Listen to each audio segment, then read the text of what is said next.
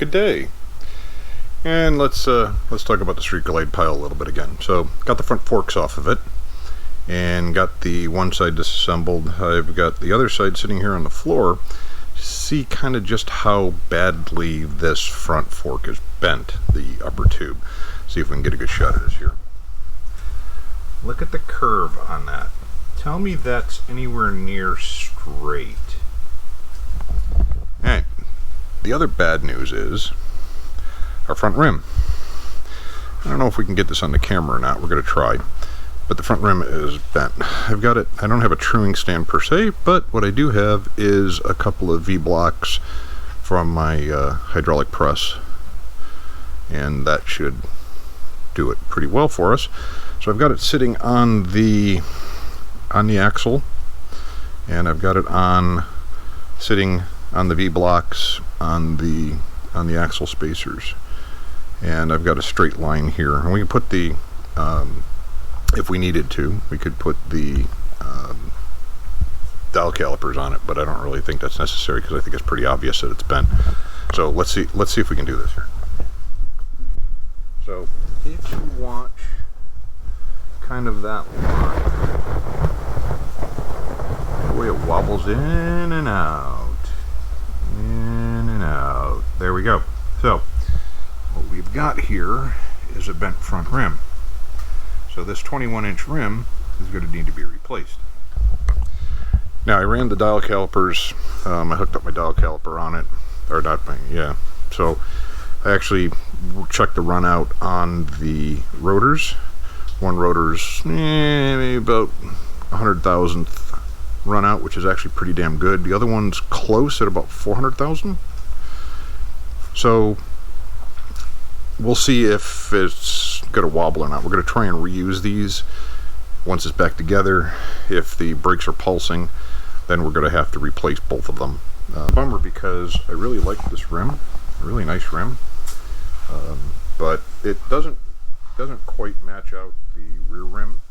So it's, not the end of the world. We'll get something different, because if you look at the rear, if I can get in here at all, not very good light, but if you look at that, so it's a bit different of the rear rim. So we'll see about that. The front triple trees do not look like they're bent to me.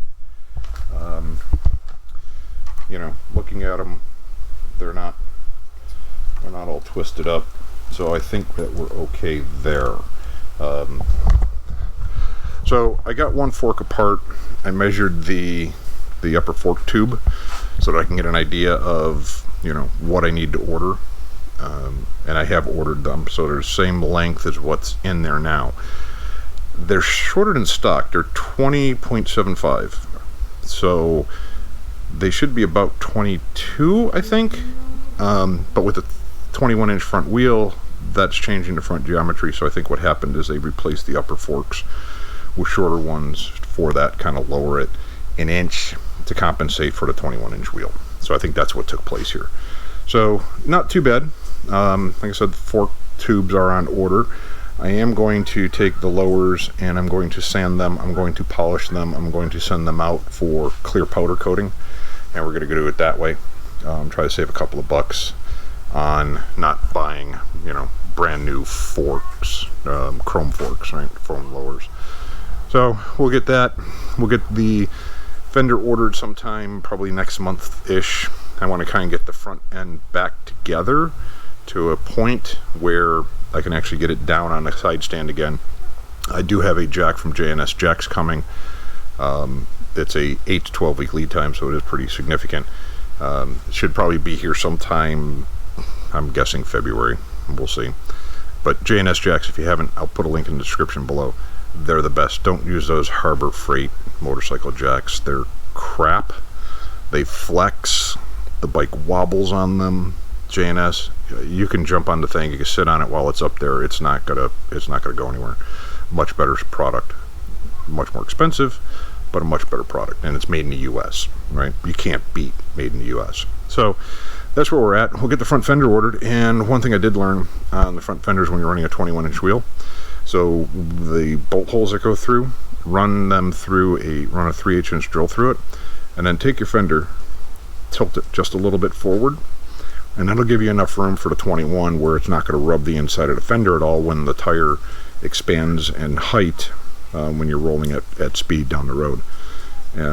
It'll prevent burn marks in your paint because it won't be rubbing in. It'll save your tire. So we're going to do that. When that fender comes, we're in no hurry to order that because that's going to be a raw fender. It's going to need to be body worked. It's going to need to be sanded, primed, all that stuff before we get to that. We still have excuse me, a lot of other stuff to do. We have to get a brake lever on here because I don't like what's on there. We have to change out the shift levers, all that other stuff. We got to get the bars on it. I got to get the new bushings in, all that fun stuff. So just kind of a quick update where we're at.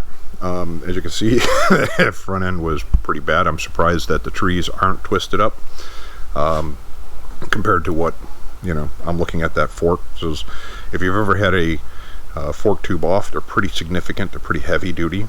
And that was a pretty good force to bend that. So hoping the triple trees are good. Once we get the new forks put back, once we get the new uppers, get the forks put back together, get them powder coated, get all this stuff done, it'll be a test fit, make sure everything's copacetic. If there is any issues with the triple trees, then we're going to try and find a set of triple trees.